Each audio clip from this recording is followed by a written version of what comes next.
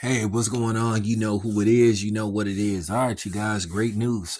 It appears that Scarface, something that I was hoping for, is going to return to theaters, celebrating this 40th anniversary, originally released December the 9th, 1983. But for 2 days, November the 12th and November the 15th, you can go see it at the movie theaters. Now, I didn't see the movie at the movie theaters. Now, keep in mind, I am from the VCR days where basically it was two VH, VHS cassettes. It was like the double CD. That was just hilarious. But nevertheless, I've saw this movie countless times. I can't even count how many times I've saw this movie.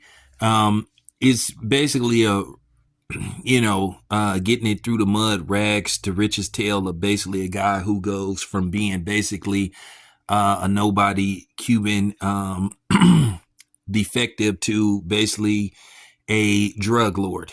Now we all know what happens at the end of the movie. Has one of the most iconic shootouts in the history of cinema, and I'm talking about Tony Montana goes out with a bang.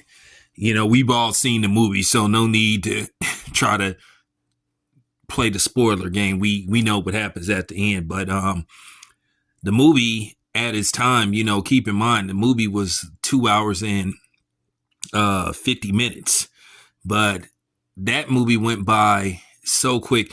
And keep in mind, the movie was at its time very controversial because it seemed like every other word was a F-bomb. I'm talking about that movie might have set the record for F-bombs dropped in a movie.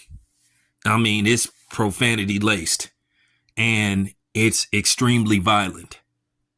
That movie kind of changed the game as far as what you would call maybe possibly graphic violence in films.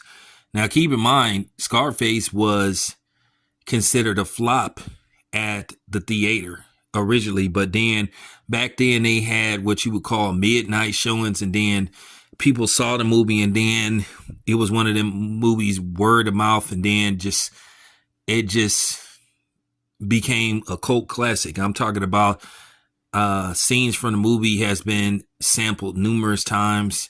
People have used theatrical poster for actual album covers.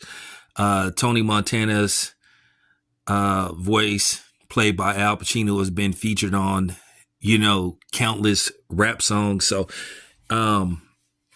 it was just one of my favorite movies growing up, and I'm glad that Universal Pictures is going to, let people see this on the big screen. I hope they show it on an old school movie projector versus the digital projector, so you can get that feel, the 1983 feel, watching this at the cinema. And rumor has it that they're going to have a extended version.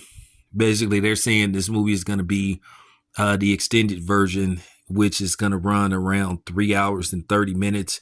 The original theatrical version was around 2 hours and 50 minutes. So I'm looking forward to seeing this. And the movie will have a 2-day showing up once again, November the 12th and November the 15th. You got to check your local listings for theaters in your area. But I'm glad. More than likely, I'm going to go see this at the movie theater. They have a couple of movie theaters showing the movie in my area. So I'm going to go watch the movie on the big screen and do a review as if I've never saw it before, just to have that, cinematic feel of watching a movie at the theater. It's a difference between watching a movie at home versus seeing it at the theater. It's just some movies that's just meant to be seen at the theater versus watching it at home. It's just a different feel.